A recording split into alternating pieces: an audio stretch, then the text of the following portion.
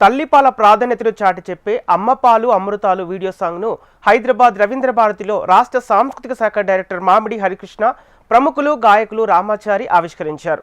సిరిసిల్లకు చెందిన చిన్నపిల్లల వైద్య నిపుణులు, national medicos organisation general secretary doctor Surendrababu ఆధ్వర్యంలో అమ్మపాల వారోత్సవాల సందర్భంగా ఈ పాట రూపొందించారు.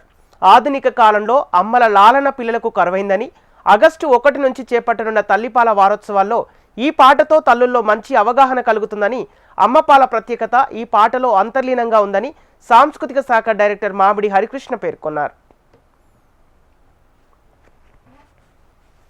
అందరికీ నమస్కారం.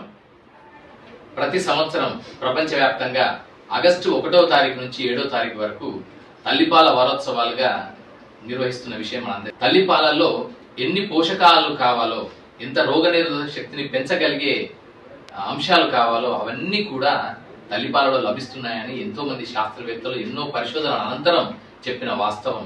సో ఈ నేపథ్యంలోనే భారతదేశంలో ఇటీవలి కాలంలో తల్లిపాలని ఇవ్వడం అనే ఒక అంశం వెనక్కి తగ్గిన విషయాన్ని గమనించి డాక్టర్ సురేంద్రబాబు గారు సిరిసిల్ల ప్రాంతంలో చిన్నపిల్లల డాక్టర్గా మంచి పేరును సంపాదించడమే కాకుండా వైద్య రంగంలో, సేవా రంగంలో, సామాజిక సేవ విషయంలో ఎంతో అకృత భావంతో, అంకిత భావంతో పనిచేస్తున్నటువంటి నిబద్ధత కలిగిన, నిజాయితీ కలిగిన మంచి డాక్టర్. సో వారు ఈ వాళ్ళు సమస్త రోగాలకి మూలాలు ఎక్కడున్నాయంటే మొదటి దశలోనే మనం గమనించాలనే ఆలోచనతో తల్లిపాలు అమృతాలు, తల్లిపాలు రోగనిరోధక శక్తి సాధనాలు. అందుకే తల్లిపాలు సమృద్ధిగా పిల్లలకి లభిస్తే పెద్ద పెరిగిన తర్వాత వారు మరణించేంత వరకు కూడా రోగనిరోధక శక్తితో ఎలాంటి సమస్యనైనా, ఎలాంటి